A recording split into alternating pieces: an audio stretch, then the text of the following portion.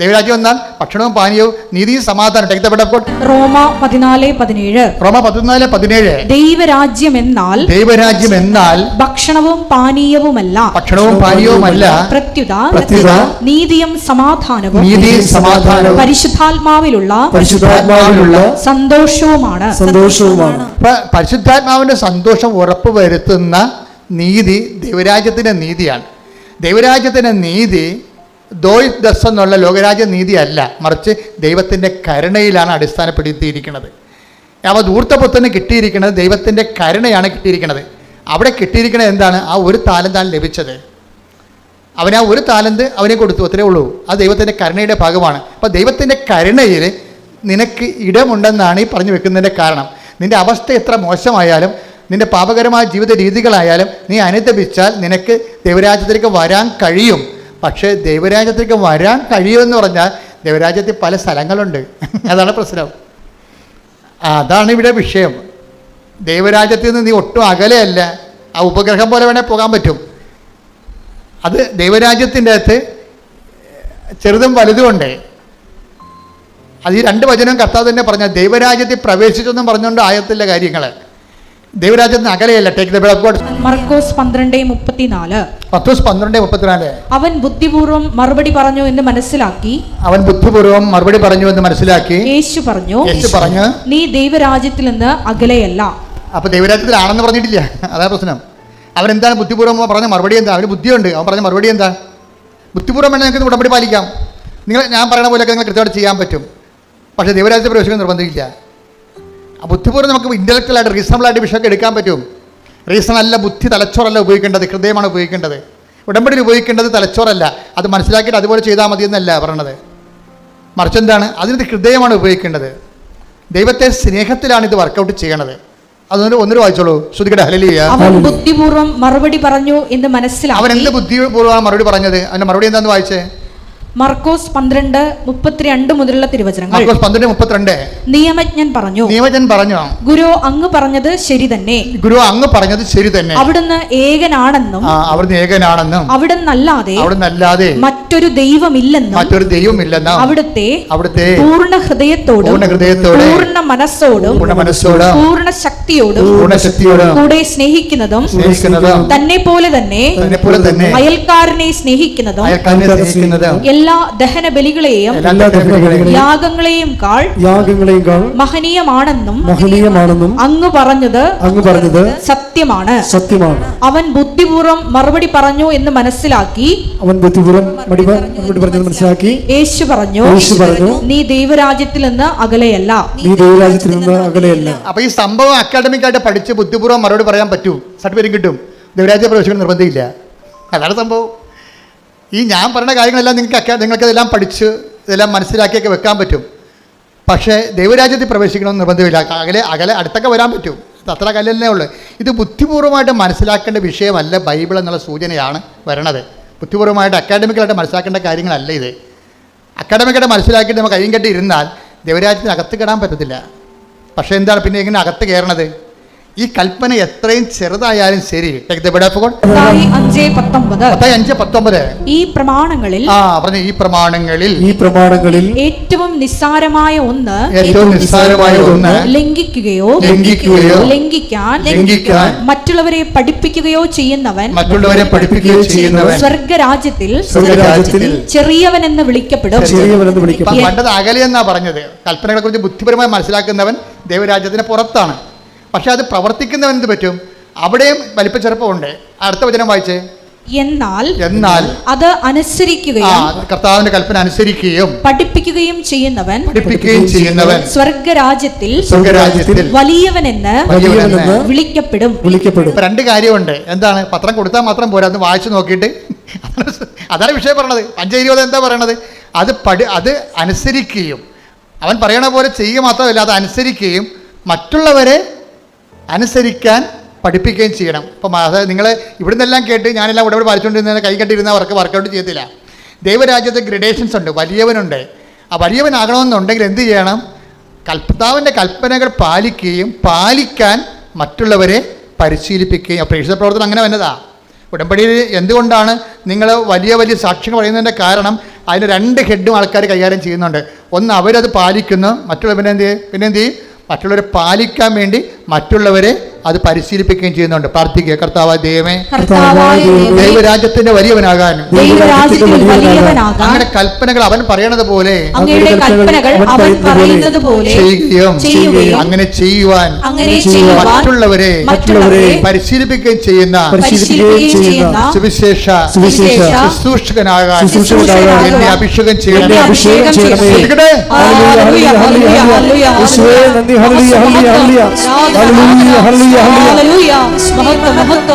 ഈ ലോകരാജ്യത്തിൽ നിന്നുണ്ടായിട്ടുള്ള താരതമ്യത്തിന്റെ ഒരു അസൂയ ഉണ്ടല്ല, അത് ഈ ധൂർത്തപുത്രനൊന്ന് ക്ലീൻ ചെയ്യണമെന്നുണ്ടെങ്കിൽ ഇവൻ ദൈവരാജ്യത്തിലെ വലിയവനാകും. മൂത്തമകൻ്റെ പ്രശ്നം അതാണ്. ഈ ലോകരാജ്യത്തിൻ്റെ ഒരു മുഴക്കോല് വെച്ചിട്ടുണ്ടാണ് ഈ ഇളയവൻ തിരിച്ചു വന്നപ്പോൾ അപ്പൻ അവന് വേണ്ടി കൊടുത്ത കാളക്കുട്ടിയെ കൊന്നപ്പോൾ ഇവന് സങ്കടം വന്നത്. അത് ലോകരാജ്യം, അവൻ പഠിച്ചു വെച്ച ലോകരാജ്യത്തിൻ്റെ രീതിയാണ്. പക്ഷേ അപ്പൻ പറഞ്ഞത്, അപ്പൻ പുറത്തേക്ക് വന്നിട്ട് അവനോട് സാഷ്ടാംഗം പറയുന്നുണ്ട്. അപ്പം പുറത്തേക്ക് വരുന്നുണ്ടേ. മൂത്തമകൻ മോശക്കാരനായിരുന്നെങ്കിൽ അപ്പം പുറത്ത് വരത്തില്ല. അവൻ പുറത്ത് വന്നിട്ട് അവനെ സാന്ത്വനപ്പെടുത്താൻ നോക്കിയെന്നാണ് പറയണത്. അദ്ദേഹത്തിൻ്റെ കാര്യം എന്താണ്? അവൻ ഭയങ്കര വിലപ്പെട്ടവനാണ്. അവൻ കെറിച്ച് പോകാനോ വേദനിക്കാനോ അപ്പൻ ഇഷ്ടപ്പെടുന്നില്ല. മൂത്തമകന് കാര്യം അവൻ സ്വകരാജ്യത്തിലെ വലിയവനാകണമെങ്കിൽ ഇവനെപ്പോലും അല്ല. അവൻ ഈ തിരിച്ചു വന്നവൻ കാറിക്കൂവി കർണ തോന്നണെന്നൊക്കെ തൊണ്ട പൊട്ടിച്ച് വന്നിട്ടുള്ള ഈ കക്ഷിയില്ലേ, അയാൾ സ്വർഗരാജ്യത്ത് ചെറിയ ആളാണ്, മറ്റവൻ വലിയവനാണ്. എന്താ കാര്യം? അവൻ പറയുന്നുണ്ട്, ഇത്ര കാലം നിന്റെ ഒരു കൽപ്പന പോലും ഞാൻ ലംഘിച്ചിട്ടില്ല, ഒരു കുഞ്ഞാടിനെ പോലും.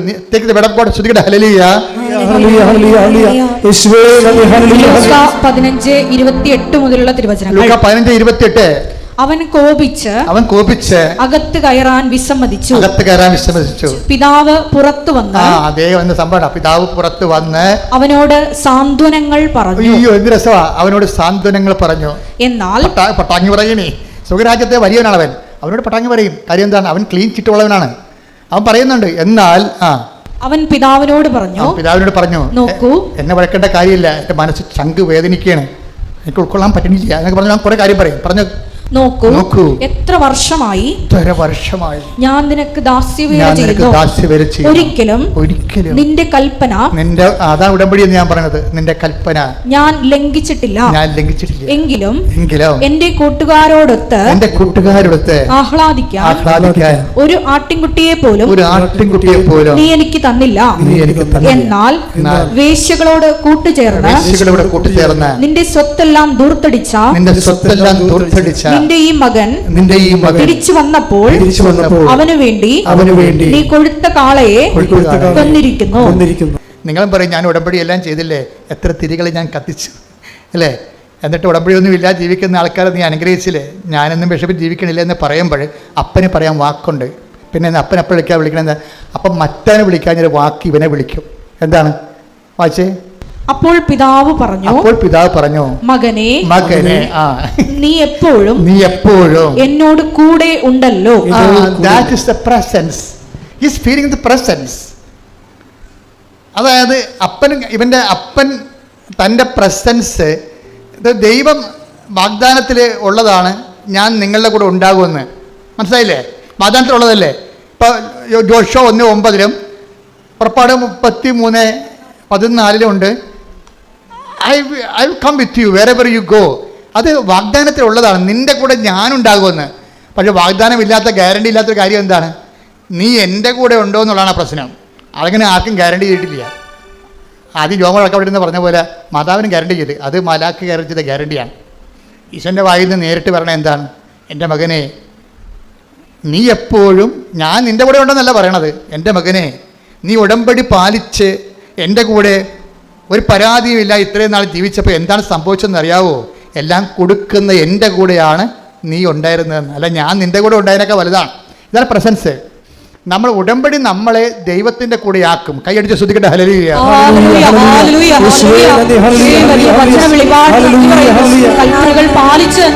എൻ്റെ ദൈവബദ്ധ ഇപ്പോൾ പരിശുദ്ധാത്മാവ് അച്ഛനിലൂടെ എന്താ പറയണത്? ദൈവബദ്ധ നീ ദൈവം ഇങ്ങോട്ട് തരാനുള്ള രീതിയിലാണ് കണക്ക് അവസാനിക്കേണ്ടത്.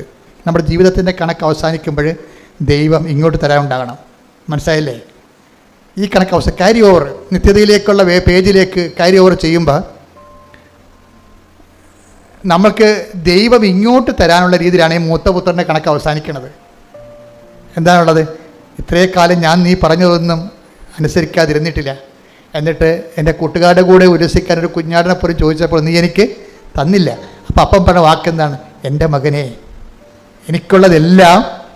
ആ വാക്ക വായിച്ച അപ്പോൾ പിതാവ് പറഞ്ഞു, നീ എപ്പോഴും എന്നോട് കൂടെ ഉണ്ടല്ലോ. ഞാൻ നിന്നോട് കൂടെ ഉള്ള കാര്യമല്ല ഇപ്പൊ പറയണത്. നീ എപ്പോഴും ആ ഉടമ്പടി ജീവിക്കുന്ന വ്യക്തി എന്താണ്? നീ എപ്പോഴും എൻ്റെ കൂടെ ഉണ്ടല്ലോ. എനിക്കുള്ളതെല്ലാം നിന്റേതാണ്. അതാണ് ഞാൻ ദൈവരാജ്യത്തിലെ വലിയവനാണ് അവനെന്ന് പറയണത്.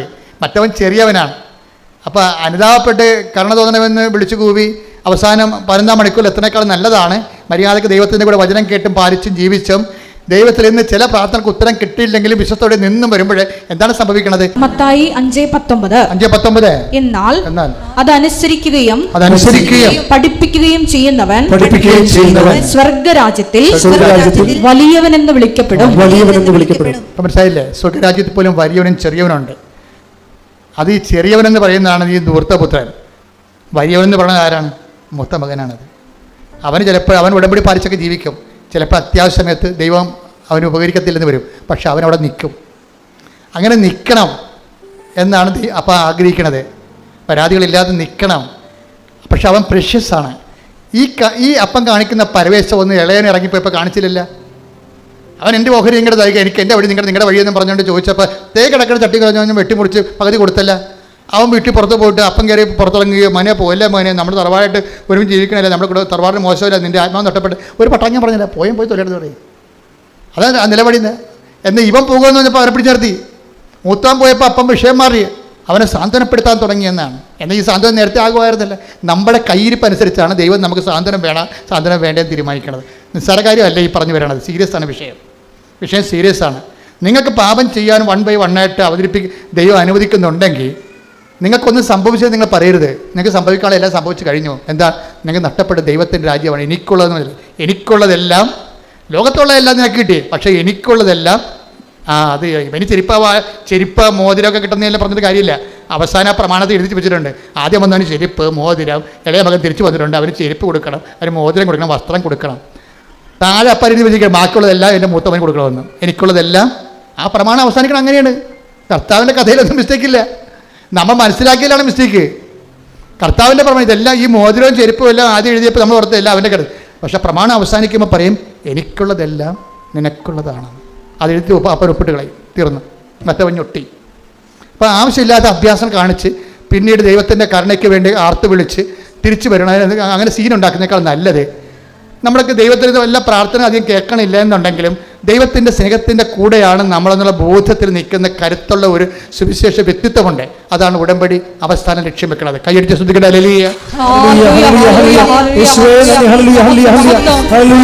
എൻ്റെ പേര് ആലിസ് ജോളി. ഞാൻ ആലുവയിൽ നിന്നാണ് വരുന്നത്. ഞാൻ 2018 ഒക്ടോബറിലാണ് ആദ്യമായിട്ടൂടെ വരുന്നത്.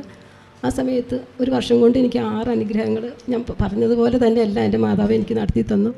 അതുപോലെ തന്നെ അതിന് ശേഷം കോവിഡ് ആയതുകൊണ്ട് വരാൻ പറ്റിയില്ല. അതിനോടൊപ്പം തന്നെ ഞാൻ വീണ്ടും 2-3 കാര്യങ്ങൾ പ്രത്യേകിച്ച് പറഞ്ഞിരുന്നു. പ്രത്യേകിച്ച് എൻ്റെ ഹസ്ബൻഡിൻ്റെ സഹോദരിയുടെ മകന് മക്കളില്ലാഞ്ഞിട്ട് അവർ വളരെ വിഷമിച്ചിരിക്കുകയായിരുന്നു. ഞാനപ്പോൾ അത് എഴുതി വിട്ടിട്ടുണ്ടായിരുന്നു. ദൈവത്തിൻ്റെ അനുഗ്രഹം കൊണ്ട് ആ കാര്യം നടത്തി തന്നു. ഒരു ആൺകുഞ്ഞിനെ അവർക്ക് നൽകി. അതുപോലെ തന്നെ വേറൊരു ഏറ്റവും പരിചയമുള്ളൊരു ചേച്ചിയുടെ മോനും ഇതുപോലെ തന്നെ മക്കളില്ലാതെ വിഷമിച്ച് ഒത്തിരി ആശുപത്രികൾ അവർ പോയിരുന്നു. ഞാനിവിടെ ഉടമ്പടി എടുത്തപ്പോൾ അത് എഴുതിയിട്ടിരുന്നു. അവർക്ക് കഴിഞ്ഞ ആഴ്ചയിൽ ഒരു ആൺകുഞ്ഞിനെ നൽകി ദൈവം അനുഗ്രഹിച്ചു. പരിശുദ്ധമ്മയുടെ പ്രത്യേക അനുഗ്രഹമാണ് അവിടെ നടന്നത്. ഞാൻ പൂർണ്ണമായി വിശ്വസിക്കുന്നു. അതുപോലെ തന്നെ എനിക്കും എൻ്റെ ഭർത്താവിൻ്റെ ചുണ്ടിന് എപ്പോൾ നോക്കിയാലും അരയപ്പായിരുന്നു. എന്താണെന്നൊരു പിടുത്തവും കിട്ടിയില്ല. ഈ കഴിഞ്ഞ 21-ാം ആണ്ടിൽ ഒക്ടോബർ മാസത്തിൽ ഞങ്ങൾ വന്ന് 2 പേരും ഇവിടെ വന്ന് ഉടമ്പടി പുതുക്കിയതിന് ശേഷം അച്ഛനെ കാണാനുള്ളൊരു ഭാഗ്യം കിട്ടി. അച്ഛനെ കണ്ട് പ്രാർത്ഥിച്ചത് ഈ കാര്യം പറഞ്ഞു, ഒത്തിരി കാര്യങ്ങൾ പറഞ്ഞിരുന്നു. ഇവിടുന്ന് പോയി 2 ദിവസം കഴിഞ്ഞപ്പോഴേക്കും ഞങ്ങളുടെ 2 പേരുടെയും ചുണ്ടിനുണ്ടായിരുന്ന മരയപ്പ് മാറ്റി തന്ന്. അതുപോലെ തന്നെ എൻ്റെ മോള് കഴിഞ്ഞ ആഴ്ചയിൽ അവൾ ബിടെക് പഠിക്കുകയാണ്. 7ാം സെമിസ്റ്ററിൽ പരീക്ഷയ്ക്ക് കഴിഞ്ഞ ബുധനാഴ്ച അവൾ പരീക്ഷ എഴുതുന്ന ഉച്ചയ്ക്കാണ് അവൾക്ക് പരീക്ഷ. എനിക്കതിന് ജോലിയുണ്ട്. ഞാനപ്പോൾ വെറുതെ ഇങ്ങനെ എന്തോ എനിക്ക് ഭയങ്കര ടെൻഷൻ തോന്നണം. 2:45 മണിയായപ്പോഴേക്കും ഞാൻ ഇവർക്ക് വേണ്ടി ഞാൻ പ്രത്യേകം പ്രാർത്ഥിക്കാൻ കൃപാസനത്തിൽ പ്രത്യക്ഷീകരണ പ്രാർത്ഥന എത്തിച്ച് ഒരു 3:30 വരെ ഞാൻ അങ്ങനെ ഇരുന്ന് പ്രാർത്ഥിച്ച്. എനിക്കൊന്നും മനസ്സിലായില്ല എന്താണോ എനിക്കിങ്ങനെ പ്രാർത്ഥിക്കാൻ പെട്ടെന്ന് തോന്നിയെന്ന് ഓർത്ത്. വൈകുന്നേരം വീട്ടിൽ ചെന്നപ്പോൾ ഞാൻ ചോദിച്ചു, മോളെ എന്തെങ്കിലും സംഭവിച്ചോ എന്ന് വെച്ചപ്പോൾ എന്നോട് പറയണം, അമ്മേ ഒരു 2:45 മണിയായപ്പോഴേക്കും ഞാൻ പരീക്ഷ എഴുതിക്കൊണ്ടിരിക്കുകയാണ്. അപ്പോൾ ഇവിടെ കൃപാസനത്തിൽ ഈ ലോക്കറ്റ് എല്ലാ ദിവസവും കൊണ്ടുപോകും പരീക്ഷയുടെ സമയത്ത്. ആ സമയത്ത് അവൾ പറയണം, അമ്മച്ചി എനിക്കറിയില്ല, എന്നോട് ആരും പറയണം നീ എന്തെന്ന് എഴുതി കൂട്ടണേ, അതങ്ങോട്ട് വെട്ടിക്കളഞ്ഞേ എന്നും പറഞ്ഞുകൊണ്ട് ഒരു ശബ്ദം കേട്ടെന്ന് അവളോട് പറയണേ. അവൾ നോക്കുമ്പോൾ എഴുതിയേക്കണം മുഴുവനും തെറ്റാ. അങ്ങനെ തന്നെ വേഗം അവളതങ്ങോട്ട് മാറ്റി വെട്ടിയിട്ട് ശരിയായിട്ടുള്ള ഉത്തരം എഴുതി. അത് ഭയങ്കര അതിശയോടെ എനിക്ക് വിശ്വസിക്കാൻ പറ്റണില്ല. ഞാൻ എന്തെന്നാണ് എഴുതി കൂട്ടണമെന്ന് എനിക്കറിയില്ല. ആരും എന്നോട് പറയുകയാണ് ഇത് വെട്ടിക്കള, നീ എന്തെന്ന് എഴുതി വെക്കണേന്ന് ചോദിച്ചിട്ട് അമ്മയെ ഭയങ്കര ഒരു അതിശയം. അപ്പോൾ ഞാൻ സമയം ഞാൻ ചോദിച്ചായിരുന്നു. അപ്പോൾ അവൾ പറയണം, അമ്മ 2:45 മണിയായി കഴിഞ്ഞപ്പോൾ തുടങ്ങി എനിക്ക് അതങ്ങനെയോട് തോന്നി. ഞാൻ ആ സമയത്താണ് എനിക്ക് തോന്നിക്കുന്നത് ഇവിടെ എഴുതുന്നത് എന്താണെന്നറിയില്ല. ഞാൻ ഇവർക്ക് വേണ്ടി പ്രത്യേകം ഞാൻ പ്രാർത്ഥിച്ചായിരുന്നു. പരിശുദ്ധ അമ്മയുടെ പ്രത്യക്ഷീകരണത്തിനും ജീവിക്കുന്ന വചനത്തിനും സാക്ഷിയായി ഇവിടെ വീണ്ടും നിൽക്കാൻ തന്ന അനുഗ്രഹത്തിന് ജീവിക്കുന്ന ദൈവത്തിന് നന്ദി പറയുന്നു. പിള്ളേരുടെ എൻ്റെ പേര് ബിൻസി ബിജു. ഞാൻ മടക്കത്താനത്ത് നിന്ന് വരുന്നു, തൊടുപുഴ അടുത്ത്. ഞാൻ ഇതിനു മുമ്പ് ഇവിടെ വന്ന് സാക്ഷ്യം പറഞ്ഞിട്ടുണ്ട്. പിള്ളേരുടെ പരീക്ഷകളിൽ നല്ല മാർക്ക് കിട്ടുന്നതിന് വേണ്ടിയിട്ട് ഞാൻ ഉടമ്പടിയിൽ പ്രാർത്ഥിച്ചിട്ടുണ്ടായിരുന്നു. ഇളയാൾ +1 600 598 മാർക്ക് വാങ്ങി. മൂത്തയാൾ CA ഇൻ്റർമീഡിയറ്റിനായിരുന്നു പഠിക്കുന്നത്. ബോത്ത് ഗ്രൂപ്പ് ഒന്നിച്ച് എഴുതുന്നുണ്ടായിരുന്നു. വളരെ ബുദ്ധിമുട്ടുള്ള കാര്യമാണ്. ഒരു 10% ആൾക്കാർക്ക് ഇതിന് പാസ്സാവാറുള്ളൂ. അപ്പോൾ സാക്ഷ്യം ഇന്നലെ റിസൾട്ട് വന്നു. 2 ഗ്രൂപ്പും നല്ല മാർക്ക് വാങ്ങി പാസ്സായിട്ടുണ്ട്. പരിശുദ്ധ അമ്മയ്ക്ക് 1000 നന്ദി പറയുന്നു. ഉടമ്പടി കഴിഞ്ഞ പ്രാവശ്യം നവംബർ മാസത്തിൽ പുതുക്കിയ ശേഷം ഡിസംബർ മാസത്തിൽ വന്ന് അച്ഛനെ കാണാൻ സാധിച്ചു. ഡിസംബർ 6-ാം തീയതിയാണ് മോൾക്ക് എക്സാം തുടങ്ങിയത്. ഡിസംബർ 3-ാം തീയതി വന്ന് അച്ഛനെ കാണുകയും അച്ഛൻ കൈവച്ച് പ്രാർത്ഥിക്കുകയും ഒരു ലോക്കറ്റ് കൊടുത്തിട്ട് ഇത് എപ്പോഴും കഴുത്തിലിടണമെന്ന് പറയുകയും ചെയ്തിരുന്നു. ദൈവം അച്ഛൻ്റെ കൈവപ്പ് വഴി പ്രത്യേകമായി അനുഗ്രഹിച്ചു. അതിന് നന്ദി പറയുന്നു. എനിക്ക് ബാക്ക് ബോൺ കംപ്ലയിൻറ്റ് കാരണം കഴിഞ്ഞ 3 വർഷമായിട്ട് മുട്ടുകുത്താനോ ഇരിക്കാനോ സാധിക്കില്ലായിരുന്നു. 3-ാം തീയതി അച്ഛൻ്റെ കൈവപ്പ് ശുശ്രൂഷ ലഭിക്കുകയും തൈലം തന്ന് കുരിശ് വരയ്ക്കുന്നതിനായിട്ട് പറയുകയും ചെയ്തിരുന്നു. അതിനുശേഷം എനിക്ക് അടുത്ത ദിവസം തൊട്ട് കുർബാനയുടെ സമയങ്ങളിൽ അല്ലാതെ മുട്ടുകുത്തി നിന്ന് പ്രാർത്ഥിക്കുന്നതിന് വേണ്ട കൃപ ലഭിച്ചു. ഈശോയെ നന്ദി. യേശുവേ സ്തോത്രം, യേശുവേ നന്ദി, യേശുവേ മഹത്വം, യേശുവേ ആരാധന. ഞാൻ 4 സാക്ഷ്യങ്ങളാണ് പറയുവാൻ പോകുന്നത്. ഒന്നാമത്തെ സാക്ഷ്യം എൻ്റെ മോൾക്ക് വേണ്ടിയിട്ടുള്ള പേര് ക്രിസ്റ്റീന, എൻ്റെ പേര് മേഴ്സി. എൻ്റെ മോൾക്ക് വേണ്ടിയിട്ടാണ്. മകളുടെ പേര് ക്രിസ്റ്റീന. അവൾക്ക് PGക്ക് പഠിക്കുന്ന സമയത്ത് PG 2 കൊല്ലം പൂർത്തിയാക്കി. ആ എക്സാം ടൈം ആയപ്പോൾ അത് പഠിക്കുവാനായിട്ടുള്ള പരീക്ഷ എഴുതുവാനും ക്ലാസ്സിൽ പോകുവാനൊക്കെ ഭയങ്കര ബുദ്ധിമുട്ട്, ഭയങ്കര അസ്വസ്ഥതകൾ, പ്രയാസങ്ങൾ, ഭയങ്കര മടി, മനസ്സിന് ഡിപ്രഷൻ പോലെ, എനിക്ക് പോകാൻ കഴിയില്ല, അങ്ങനെയുള്ള അസ്വസ്ഥതകളും. ഫീസ് വരെയും എമൗണ്ട് 24,000 രൂപ വെച്ച് ഓരോ സെമിസ്റ്റർ അടക്കണം. അങ്ങനെ ലാസ്റ്റ് സെമിസ്റ്റർ 24 അടച്ചു കഴിഞ്ഞിട്ടുമൊക്കെയാണ് ഈ പ്രയാസങ്ങൾ വരുന്നത്. അപ്പോൾ പോകാൻ കഴിയില്ല. അപ്പോൾ മാതാവിനോട് മുട്ടിപ്പായി വിളിച്ചു പ്രാർത്ഥിച്ചു. മുറിയിൽ മാതാവിൻ്റെ രൂപം ഇരിക്കുകയാണ്, വലിയ രൂപമാണ് മുറിയിൽ വെച്ച്. അപ്പോൾ മാതാവ് അവിടെ നിന്ന് ഇടപെട്ട് ഇതെല്ലാം മോളുടെ അസുഖങ്ങളും പ്രയാസങ്ങളും ഡിപ്രഷൻ എല്ലാം മാറ്റി തരണമേ എന്ന് മുട്ടിപ്പായി പ്രാർത്ഥിച്ചു. ഉറക്കമില്ലായ്മ, സ്കൂളിലുള്ള പല ഫ്രണ്ട്സ് തമ്മിലുള്ള പ്രശ്നങ്ങളുടെ മനസ്സിൻ്റെ വിഷമതകൾ എല്ലാം ഉണർത്തിക്കണേണ് അമ്മയോട്. അപ്പോൾ ഞാൻ പറഞ്ഞു അതൊക്കെ ഇപ്പോൾ എല്ലാം വരേണ്ട, പരീക്ഷ ടൈമല്ലേ മോനെ, പോയി പരീക്ഷ എഴുതി ഭംഗിയായി, മാതാവ് കൂടെ ഉണ്ടാവും. അവൾക്ക് മാതാവിൻ്റെ രൂപമൊക്കെ കഴുത്തിലിട്ട് കാശ് രൂപമൊക്കെ ഇട്ടിട്ടാണ് പഠിക്കാൻ പോണത്. രൂപത്തിൽ മാലയിൽ രൂപം ഇട്ട് കൊടുത്തേക്കണേണ്. അപ്പോൾ അങ്ങനെ ഈശോ കൂടെ ഉണ്ട്. അപ്പോൾ ഒട്ടും കഴിയല്ല, എനിക്ക് എന്തോ ഭയങ്കര പ്രയാസം, മാനസിക വിഷമം പോലെ. അപ്പോൾ എല്ലാം ഈശോ മാതാവും മാറ്റിത്തന്നു. പ്രാർത്ഥനയുടെ ഫലമായിട്ട് ഈശോയെ ഇവിടെ വന്ന് ഞാൻ സാക്ഷ്യപ്പെടുത്തിക്കോളാം. ഞാൻ വരുന്ന മകളാണിവിടെ 2-3 കൊല്ലമായിട്ട് വന്നുകൊണ്ടിരിക്കണേയായിരുന്നു. ഈശോയെ മാതാവും മോളുടെ എല്ലാ പ്രയാസങ്ങളും മാറ്റിത്തന്നു. ഇപ്പം മകൾ പരീക്ഷ എഴുതി PG കോഴ്സ് കംപ്ലീറ്റ് ചെയ്തു. യേശുവേ സ്തോത്രം, യേശുവേ നന്ദി, യേശുവേ മഹത്വം, യേശുവേ ആരാധന. ഇനി രണ്ടാമത്തെ കാര്യം ഒന്ന് എൻ്റെ വീടിൻ്റെ പണി എന്ന് വെച്ചാൽ വീടിന് ഇത്രയ്ക്ക് മെയിൻ്റനൻസ് വർക്ക് ഈശോ ഒരുക്കി തന്നു ലോൺ വഴിയായിട്ടൊക്കെ. അപ്പോൾ അതെല്ലാം സമ്പത്തൊക്കെ ഒരുക്കി തന്ന് ചെയ്യാൻ പോയപ്പോൾ പല പല ബുദ്ധിമുട്ടുകൾ, കോൺട്രാക്ടർക്ക് അസുഖം. അപ്പോൾ വീടിൻ്റെ പ്രയാസങ്ങളെന്ന് വെച്ചാൽ വീടിൻ്റെ ഉള്ളിൽ കൂടിയാണ് ഈ പണികളെല്ലാം ചെയ്യുന്നത്. പ്രയാസപ്പെട്ട ആരുമില്ലാത്ത അവസ്ഥയിൽ ഒരു മകൾ മാത്രം എനിക്ക് കൂട്ടുണ്ടായിരുന്നു, എൻ്റെ ഫ്രണ്ടായ ജെനി മാത്രം. ആ മകൾ എന്നെ സഹായിച്ചു. ആ സമയങ്ങളെല്ലാം മാതാവ് ആ മകളെ അയച്ചതായിരുന്നു എന്ന് ഞാൻ വിശ്വസിക്കുന്നു. എല്ലാം ഭംഗിയായി മാതാവ് നടത്തി തന്നു. മാതാവിൻ്റെ രൂപം അടുക്കളയിൽ വെച്ചിട്ടുണ്ട്. അപ്പം മാതാവേ, ഇതെല്ലാം ഭംഗിയായി ചെയ്ത് ഞാൻ വന്ന് സാക്ഷ്യപ്പെടുത്തിക്കൊള്ളാം. എല്ലാം അത്ഭുതകരമായി മാതാവ് അവളുടെ അസുഖം പെട്ടെന്ന് മാറ്റി. ഒരാഴ്ചക്കുള്ളിൽ ഉടനെ ചേച്ചി മെഴ്സി ചേച്ചി ഞാൻ വന്ന് ചെയ്തു തന്നോളാം, വിഷമിക്കണ്ട എന്നൊക്കെ പറഞ്ഞുകൊണ്ട് എല്ലാം ഭംഗിയായിട്ട് പിടിപിടിയുന്ന എല്ലാം ഭംഗിയായി ചെയ്തു. ഒരു അറ്റാച്ച്ഡ് ബാത്റൂം ഇല്ലായിരുന്നു, അതൊക്കെ ശരിയാക്കി തന്നു. ഒരു വർക്ക് ഏരിയ, പിന്നെ ടെറസിൻ്റെ മോളൊക്കെ എല്ലാം ഭംഗിയാക്കി ഈശോ തന്നു. എല്ലാത്തിനും കോടാനുകൂടി നന്ദി, സ്തുതിയും മഹത്വവും ആരാധനയും അർപ്പിക്കുന്നു. മൂന്നാമത്തെ കാര്യം, ഞാൻ ഈ സെപ്റ്റംബർ മാസത്തിൽ എനിക്ക് ഇതെല്ലാം ഒരുങ്ങി വീടിൻ്റെ പണിയൊക്കെ ഒരുങ്ങണയാണ് ചെയ്യാനായിട്ട്. അപ്പോൾ സെപ്റ്റംബറിൽ 14 ഒരു പണി നടന്നു. പിന്നെ അത് കഴിഞ്ഞപ്പോൾ ഒക്ടോബറിൽ ഒരു പണി ചെയ്യാമെന്നും പറഞ്ഞുകൊണ്ട് അയാൾ, അപ്പോൾ സെപ്റ്റംബർ ഒരു പണി കഴിഞ്ഞതിന് ശേഷം സെപ്റ്റംബറിൽ എനിക്കൊരു അപകടം വന്നെന്ന് പറഞ്ഞ് ഞാൻ കുളി കഴിഞ്ഞ് ഇങ്ങോട്ട് പോരുമ്പോൾ ടൈല് തീട്ടി തല അടിച്ചു പോയി. ദൈവമേ, ഞാനിനി എന്തിനു കൊള്ളാം? എനിക്ക് ജീവൻ തന്ന് താങ്ങി നിർത്തി എന്നെ പരിപാലിച്ച് കോരിയെടുത്ത് സൗഖ്യം തന്ന് ഉടനെ ആയുർവേദ ഡോക്ടർ പറഞ്ഞ് വിഷമിക്കണ്ട, എൻ്റെ നല്ലൊരു മരുന്നുണ്ട്, ഞാനത് തന്ന് അത് തലയിലും പുരട്ടി ഉള്ളിലും കഴിക്കുക. 1 മാസം കൊണ്ട് എന്നെ സൗഖ്യം തന്ന് ഈശോ എന്നെ ഉയർത്തി നടത്തിക്കണേണ്. താങ്ങി നിർത്തി ജീവൻ തന്ന് എന്നെ ജീവിപ്പിക്കുന്ന നല്ല ഈശോയ്ക്കും മാതാവിനും യേശുവേ സ്തോത്രം, യേശുവേ നന്ദി, മഹത്വം. ഇപ്പോൾ ഒരു കുഴപ്പമില്ല, തലയുടെ എല്ലാ പ്രയാസങ്ങളും മാറ്റി തന്നു 1 മാസം കൊണ്ട്.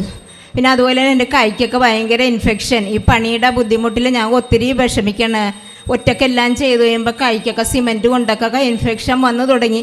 അപ്പോൾ ആ കൈ ചുമന്നു. അപ്പോൾ ജെനീനെ ഞാൻ കാണിച്ചു, എൻ്റെ ഫ്രണ്ടിനെ. അപ്പോൾ ജെനി പറഞ്ഞു നമുക്ക് ഒരു ഡോക്ടറിൻ്റെ അടുത്ത് പോകാം, ഞാനും കൂടി വരാമെന്നും പറഞ്ഞുകൊണ്ട് ഞങ്ങൾ 2 പേരും കൂടി പോയപ്പോൾ ആ ഡോക്ടർ നല്ലൊരു മരുന്ന് തന്ന് അത്ഭുതകരമായി മാതാവിൻ്റെ എണ്ണയൊക്കെ പുരട്ടി അത്ഭുതകരമായി എല്ലാം മാതാവ് സുഖപ്പെടുത്തി തന്നതിനും യേശുവേ സ്തോത്രം, യേശുവേ നന്ദി, മഹത്വം, ആരാധന, യേശുവേ നന്ദി.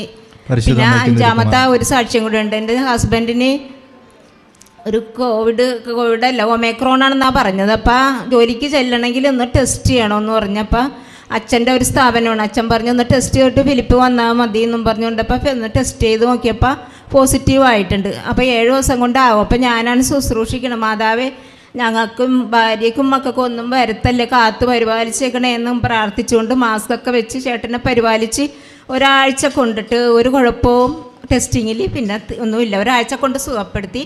മക്കൾക്കും എനിക്കും ഒന്നും വരുത്താണ്ട് കാത്തു പരിപാലിച്ച് സംരക്ഷിച്ച ഈശോയ്ക്കും മാതാവിനും കോടാനുകൂടി നന്ദി, സ്തുതിയും മഹത്വവും ആരാധിക്കുന്നു. ചേട്ടൻ്റെ അസുഖവും മാറി ഞങ്ങൾക്കൊന്നും വരാണ്ട് കാത്തു പരിപാലിച്ച് ഞങ്ങളെ നടത്തി ജീവിപ്പിച്ച യേശുനാഥനും അമ്മ മാതാവിനും നന്ദി, സ്തുതിയും മഹത്വവും ആരാധനയും. യേശുവേ മഹത്വം. എൻ്റെ പേര് റാണി ജോൺസൺ, ഞാൻ പത്തനംതിട്ടയിൽ നിന്ന് വരുന്നു. പിന്നെ എനിക്ക് സാക്ഷ്യം പറയാനുള്ള എൻ്റെ മോന് വേണ്ടിയിട്ടാണ്. എൻ്റെ മോൻ 2019 ജനുവരിയിൽ കാനഡയിൽ സ്റ്റുഡൻസ് ഫീസിൽ പോയി. അത് കഴിഞ്ഞ് അവൻ പഠിത്തമെല്ലാം കഴിഞ്ഞു. അവനങ്ങനെ ഇരിക്കും. ഒരു സ്ഥലത്ത് ജോലി കിട്ടിക്കഴിഞ്ഞു. ജോലിക്ക് കയറി കഴിഞ്ഞപ്പോൾ അവന് ഇച്ചിരി ഹെൽത്ത് പ്രോബ്ലം വന്നു. അവിടെ നിന്ന് ജോലിക്ക് വരണ്ടെന്ന് പറഞ്ഞു. അങ്ങനെ അവന് വീട്ടിൽ നിരാശയായിട്ടിരിക്കുമ്പോൾ അവന് സമയം കളയണ്ടല്ലോ എന്ന് പറഞ്ഞുകൊണ്ട് IELTS എഴുതി, അതൊക്കെ കിട്ടി.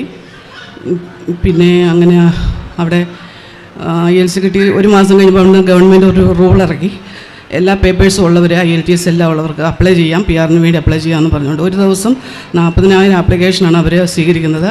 അങ്ങനെ അവനത് അപ്ലൈ ചെയ്തു. അവന് PR കിട്ടി. അവന് കാര്യം പറഞ്ഞ് 5 വർഷം കൊണ്ട് കിട്ടുന്നതൊക്കെ അവന് 3 വർഷത്തിനകം എല്ലാം കിട്ടി. ദൈവം അനുഗ്രഹിച്ചു, മാതാവ് നടത്തി തന്നു. പിന്നെ അവന് ഡിസ്ലൊക്കേഷൻ ആകുമായിരുന്നു അവൻ്റെ കൈ.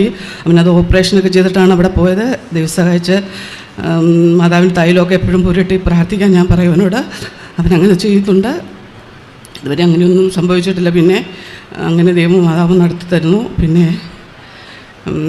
എൻ്റെ 2ാമത്തത് എൻ്റെ ചേച്ചിയുടെ മോക്കായിരുന്നു. അവൾക്ക് ചെറിയ ഡിപ്രഷനൊക്കെ ആയിട്ട് കല്യാണമൊക്കെ നടക്കുന്നില്ലായിരുന്നു. അവൾക്ക് ഭയങ്കര വിഷമമായിരുന്നു. അങ്ങനെ കഴിഞ്ഞ വർഷം മാതാവ് കല്യാണമൊക്കെ നടത്തി തന്നു. പിന്നെ മൂന്നാമത്തത് ഞങ്ങളുടെ വീട്ടിൽ കുറച്ച് പ്രശ്നങ്ങളൊക്കെ ഉണ്ടായിരുന്നു. അങ്ങനെ എൻ്റെ ഫാദറിലോ ഞങ്ങളുടെ വീട്ടിൽ നിന്നും ചേട്ടൻ്റെ വീട്ടിലേക്ക് പോയി. ഞാനിവിടെ വന്ന് അത് ഞങ്ങൾക്ക് ഒത്തിരി ബുദ്ധിമുട്ടായിരിക്കും. ഞങ്ങളുടെ കൂടെ നിന്ന് 3-4 വർഷം നിന്നിട്ട് പിന്നെ പോയപ്പം പിന്നെ ഞാനിവിടെ വന്ന് പ്രാർത്ഥിച്ചു, ഉടമ്പടിയൊക്കെ എടുത്തു. അങ്ങനെ ഇപ്പോൾ പിറ്റേ ആഴ്ച തന്നെ എൻ്റെ ഫാദറിലോ തിരിച്ച് ഞങ്ങളുടെ വീട്ടിലേക്ക് തന്നെ വരണമെന്ന് പറഞ്ഞു, ആവശ്യപ്പെട്ട് തിരിച്ചു കൊണ്ടുവന്നു. അങ്ങനെ ദൈവം മാതാവ് ഒത്തിരി അനുഗ്രഹങ്ങൾ ചെയ്യുന്നുണ്ട്. ഒത്തിരി അനുഗ്രഹങ്ങൾക്ക് മാതാവിനോട് നന്ദി പറയാം. യേശുവെ നന്ദി, യേശുവെ മഹത്വം, യേശുവെ ആരാധന. എൻ്റെ പേര് മീനു. ഞാൻ ആലപ്പുഴ ഹരിപ്പാട് നിന്നാണ് വരുന്നത്. ഞാനിപ്പോൾ ഇവിടെ സാക്ഷ്യം പറയുന്നത് എൻ്റെ ഹസ്ബൻഡ് ഒരു കിഡ്നി പേഷ്യൻ്റാണ്. ആൾ 2018 കിഡ്നി സംബന്ധമായ രോഗത്താൽ ദുബായിലായിരുന്നു. അവിടുന്ന് ചെറിയ ക്രിയാറ്റിൻ്റെ ഒരു വേരിയേഷൻ ഉള്ള നാട്ടിൽ കയറി വന്നതാണ്. ഇവിടെ വന്ന് ട്രീറ്റ്മെൻ്റ് ഒക്കെ എടുത്തപ്പോൾ മെഡിസിൻ കൊണ്ട് മാറുമെന്ന് പറഞ്ഞു. പക്ഷേ അതുകൊണ്ടൊന്നും യാതൊരു ഇതില്ലായിരുന്നു. അപ്പോൾ തിരിച്ചു പോകുന്നില്ലെന്ന് വിചാരിച്ചു. അങ്ങനെ കയ്യിലുള്ളായിരുന്ന കുറച്ച് സമ്പാദ്യമൊക്കെ വെച്ചിട്ട് ഞങ്ങൾ, ആൾ ഷെഫാണ്, നാട്ടിലിപ്പോൾ ഒരു ചെറിയൊരു ഹോട്ടൽ പോലെ തുടങ്ങി. ഒരു മാസത്തോളമൊക്കെ കഴിഞ്ഞപ്പോഴത്തേക്കിനും ആളുടെ ബോഡി ഫുള്ള് സ്വെല്ലിംഗ് ആയി. ബോഡി ഫുള്ള് അങ്ങ് നീര് കയറിക്കൊണ്ട് ഒന്നും അനങ്ങാനോ എടുക്കാനോ ഒന്നും പറ്റുന്നില്ല. അപ്പം ഞങ്ങൾക്കൊന്ന് ഹോസ്പിറ്റലിൽ പോകാൻ, ജസ്റ്റ് ഒരു OP ചീട്ട് എടുക്കാൻ 2 രൂപ എടുക്കാൻ പോലും ഒരു മാർഗ്ഗമില്ലാതിരിക്കുന്ന ഒരു അവസ്ഥയിലേക്ക് ഞങ്ങളുടെ ജീവിതം എത്തിപ്പെട്ടെന്നുള്ളതാണ് ഏറ്റവും വലിയ സത്യം. അപ്പം ഞാൻ എൻ്റെ മനസ്സിലിങ്ങനെ കൃപാസനം എന്ന് പറയും യൂട്യൂബിൽ അടിച്ചു നോക്കുകയാണെങ്കിൽ എൻ്റെ മനസ്സിലിങ്ങനെ പറയാം.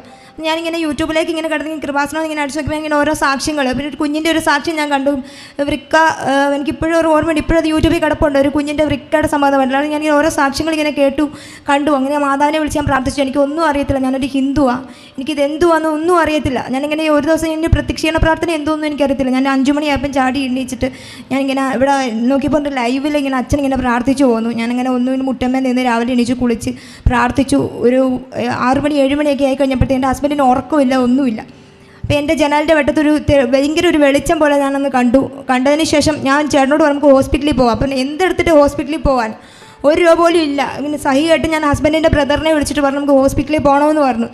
അങ്ങനെ ആൾ വന്നു, ഞങ്ങൾ ഹോസ്പിറ്റലിൽ പോയി. ഹോസ്പിറ്റലിൽ ചെന്ന് കഴിഞ്ഞപ്പോൾ ഡോക്ടർ പറഞ്ഞു എത്രയും പെട്ടെന്ന് നിങ്ങൾ നെഫ്രോയെ കൺസൾട്ട് ചെയ്യണം, ബോഡി ഫുള്ള് സ്വെല്ലിംഗ് ആയിട്ടിരിക്കുകയാണ്, ശരീരം മൊത്തം വലിച്ചു വന്ന പോലെ പെയിനും. അങ്ങനെ ഞങ്ങൾ നെഫ്രോയെ ചെന്ന് കണ്ടപ്പോൾ ഡോക്ടർ പറഞ്ഞു ഇമ്മീഡിയറ്റ് ആയിട്ട് ആൾക്ക് എത്രയും പെട്ടെന്ന് ഇതുപോലെ കത്തിയിട്ട് വിട്ടതിന് ശേഷം നമുക്ക് ഡയാലിസിസ് സ്റ്റാർട്ട് ചെയ്യണമെന്ന് പറഞ്ഞു. അങ്ങനെ ഞങ്ങളെ പുഷ്പേരി ഹോസ്പിറ്റലിലേക്ക് പറഞ്ഞു വിട്ടു. പുഷ്പേരി പോകാനുള്ള ഒരു സാമ്പത്തികം ഞങ്ങൾക്ക് ഇല്ലായിരുന്നു. അല്ല, മെഡിക്കൽ കോളേജിലേക്ക് പോകാൻ പറഞ്ഞു. ഈ കോവിഡിൻ്റെ ഇഷ്യൂ ഉള്ളതുകൊണ്ട് മെഡിക്കൽ കോളേജിലേക്ക് പോകാനുള്ള ഒരു മനസ്സ് ഞങ്ങൾക്കില്ലായിരുന്നു. എന്തും വരട്ടെന്ന് ചൊല്ലി ഞങ്ങൾ പുഷ്പേരിയിലേക്ക് പുറപ്പെട്ടു. കയ്യിൽ 1 രൂപ ഇല്ലാതെ അങ്ങോട്ട് പോയത്. പക്ഷേ എനിക്കറിയത്തില്ല ഞങ്ങൾ അവിടെ നിന്ന് ഇറങ്ങിയത് ഏത് രീതിയിലാണെന്നൊന്നും. അവിടുന്ന് ഓരോ ഹോസ്പിറ്റലിലേക്കും മാറിയായിരുന്നു. ഏകദേശം ഒരു 3 മാസത്തോളം ഞങ്ങൾ ഹോസ്പിറ്റലിൽ നിങ്ങൾ നടന്നു. ഇവിടുത്തെ ഉടമ്പടി തൈലം എടുത്ത് ആളുടെ നെറ്റിയിലും കാലയിലും എവിടെയെല്ലാം നീരുണ്ടോ അവിടെ എല്ലാം പുരട്ടിന് ശേഷം ആളുടെ ദേഹം ഒരു 80-90 കിലോയോളം അടുത്ത് ആളുടെ നീര് വരെ ഉണ്ടായിരുന്നു. അതെല്ലാം നീര് പൂർണ്ണമായിട്ടും ആളുടെ വിട്ടുമാറി. ആളിനെ ഞാൻ ഇവിടെ കൊണ്ടുവന്ന് ഈ ആൾത്താരയിൽ ഇവിടെ പലരും കണ്ടിട്ടുണ്ടായിരിക്കാം. ആൾ അവിടെ ഇരുന്നിട്ട് ആക്കി നിന്നിക്കാൻ വയ്യാതെ ആൾ നിരങ്ങി ഇവിടെ വന്ന് ആൾ 3 ഇറങ്ങിപ്പോകുന്നത്. ഇവിടെ നാക്ക് ബസ്സേ കയറാനാണെങ്കിൽ ബാക്കിൽ നിന്ന് ഒരാൾ തെള്ളിയെങ്കിൽ മാത്രമേ ആൾ ബസ്സേ കയറത്തുള്ളായിരുന്നു. എങ്കിലും ഞാൻ ഇവിടെ കൊണ്ടുവരുമായിരുന്നു ഓരോ പ്രാവശ്യം. അങ്ങനെ ഓരോ പ്രാവശ്യം കൊണ്ടുവന്ന് ആളിപ്പോൾ തന്നെ ബസ്സേ കയറി വരാനുള്ള രീതി വരെ ആൾ അത്രയ്ക്ക് ആരോഗ്യം മെച്ചപ്പെട്ടു. അങ്ങനെ ഞങ്ങൾ ലേക്ഷർ ഹോസ്പിറ്റലിലേക്ക് ഡോക്ടർ ജോർജിക്കൻ അനാൻ്റെ പേഷ്യൻ്റാണ് ആളിപ്പോൾ. ഡോക്ടർ ഞങ്ങളോട് പറഞ്ഞു എത്രയും പെട്ടെന്ന് നമുക്ക് ട്രാൻസ്പ്ലാന്റ് ചെയ്യണമെന്ന് പറഞ്ഞു. ട്രാൻസ്പ്ലാന്റിനെ കുറിച്ച് ഞങ്ങൾക്കൊന്ന് ചിന്തിക്കാൻ പോലും പറ്റത്തില്ലായിരുന്നു. ഇത്രയും രൂപ ഞങ്ങളെക്കൊണ്ട് ഒരിക്കലും പറ്റത്തില്ല. പക്ഷേ എന്തായാലും എനിക്ക് ഡയാലിസിസ് കഴിഞ്ഞ ആൾ ഇറങ്ങി വരുന്നത് കാണാനുള്ള ത്രാണി എനിക്കില്ലായിരുന്നു.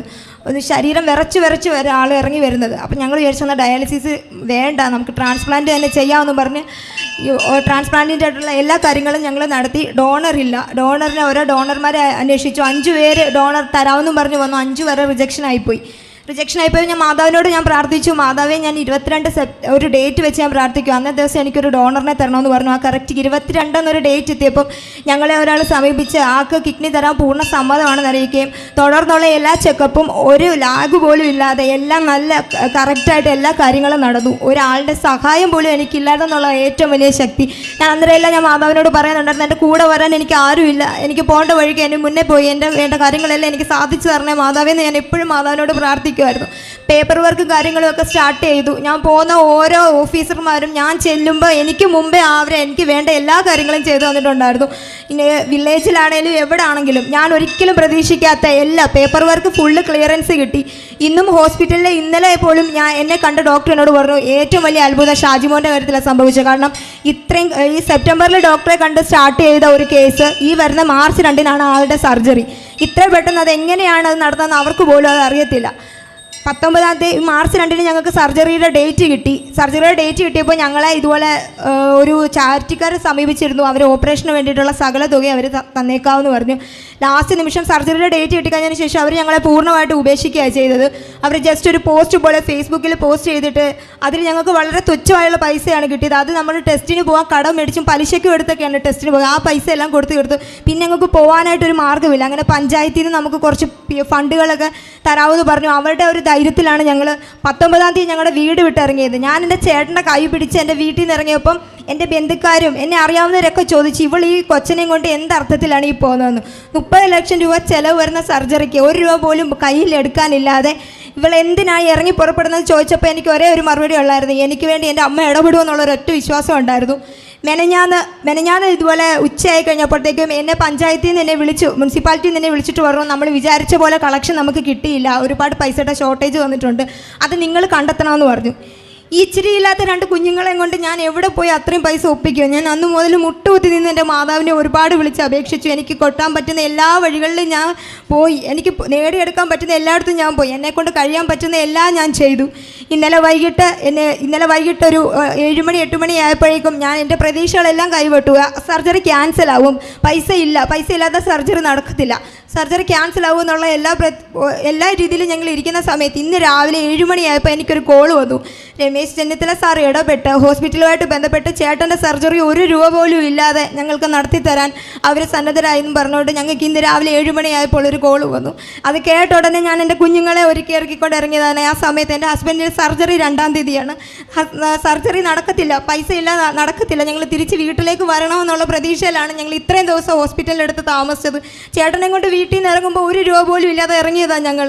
ഇന്നിപ്പോൾ 2-ാം തീയതി എൻ്റെ ഹസ്ബൻഡിൻ്റെ ഓപ്പറേഷനാണ്. നടക്കത്തില്ലെന്ന് വിചാരിച്ച സർജറി 1 രൂപ പോലും ചിലവില്ലാതാണ് ഇന്ന് സർജറി നടക്കുമ്പോൾ. ഇത്രയും വലിയ ഉപകാരം എനിക്ക് ചെയ്തു തന്നെ എൻ്റെ അമ്മയ്ക്ക് തിരുക്കുമാറിനും കോടാനുകൂടി നന്ദി അർപ്പിക്കുന്നു. അതേപോലെ തന്നെ ചേട്ടൻ ആൻജിയോഗ്രാം ചെയ്യണമെന്ന് പറഞ്ഞിരുന്നു ഓപ്പറേഷന് മുന്നേ. ആൻജിയോഗ്രാമിലെ ഡോക്ടർമാർ പറഞ്ഞു ചിലപ്പോൾ ബ്ലോക്ക് കണ്ടേക്കാവുന്നു, പക്ഷേ ഒരു ബ്ലോക്ക് പോലും ഉണ്ടായിരുന്നില്ല. അതുപോലെ തന്നെ കഴിഞ്ഞ ദിവസം എനിക്ക് കാലുകൾക്ക് ഭയങ്കരമായിട്ടുള്ള വേദനയായിരുന്നു. ആ വേദന വന്ന സമയത്ത് ഞാൻ ഇതിൽ ഉടമ്പടിത്തൈലം എടുത്ത് കാലേ പൂശി കഴിഞ്ഞാൽ നടന്ന് ഒരു ദിവസം എനിക്ക് കുത്താൻ പറ്റാത്ത വേദനയായിരുന്നു. ഇന്നലെ നേരം പുലർന്നു കഴിഞ്ഞപ്പോഴേക്കും എൻ്റെ വേദന എവിടെ പോയെന്ന് പോലും എനിക്കറിയത്തില്ല. എനിക്കറിയില്ല ഞാനത് എങ്ങനെയാണ് എല്ലാവരോടും പറഞ്ഞ് മനസ്സിലാക്കി തരേണ്ടതെന്ന് അറിയില്ല. വിളിച്ചു കഴിഞ്ഞാൽ വിളിപ്പുറത്തെത്തുന്ന എൻ്റെ മാതാവ് ഞാൻ ഒരിക്കലും പ്രതീക്ഷിച്ചില്ല അല്ലേ. പക്ഷേ എന്നാലും ഞാൻ പ്രതീക്ഷ കൈവിടത്തില്ലെന്ന് ഞാൻ ഉറച്ചു. കാരണം ഞാൻ എൻ്റെ അമ്മയോട് ഇന്നലെ രാത്രി കൂടെ ഞാൻ പറഞ്ഞേച്ച് കിടന്നേ ഉള്ളൂ. എൻ്റെ കുഞ്ഞുങ്ങൾക്ക് ഞാൻ ഉറപ്പ് കൊടുത്തിട്ടുണ്ടായിരുന്നു, അമ്മ തിരിച്ചു തരും നിങ്ങളുടെ അച്ഛനെന്ന്. എൻ്റെ കുഞ്ഞുങ്ങൾക്ക് ഞാൻ ഉറപ്പ് കൊടുത്തിട്ടുണ്ടായിരുന്നു. അതിപ്പോൾ എനിക്ക് ഉറപ്പുണ്ട് എൻ്റെ ചേട്ടൻ്റെ ഓപ്പറേഷൻ സക്സസ് ആകുമെന്ന്. നിങ്ങളെല്ലാവരും എൻ്റെ ചേട്ടന് വേണ്ടി പ്രാർത്ഥിക്കണേ എന്ന് ഞാനിപ്പം